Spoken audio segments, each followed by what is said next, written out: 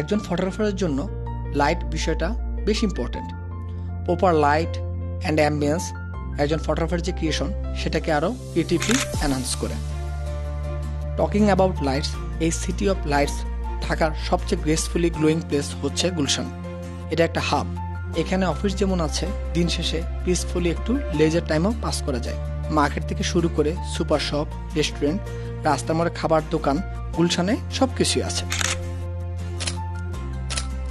এতটা ডেভেলপড যে হুট করে হয়ে গিয়েছে ব্যাপারটা এমন না, এটা একটি জার্নি।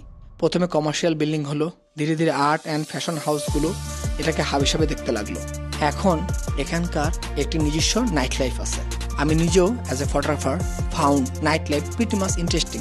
আর নাইট লাইফকে স্মার্টফোনে স্টাইলিশ এবং আউটস্ট্যান্ডিং ভাবে ফটো ফ্রেমে যে পোর্ট্রে করা যায় সেটার পারফেক্ট এক্সাম্পল হলো Oppo Reno 14 স্মার্টফোন।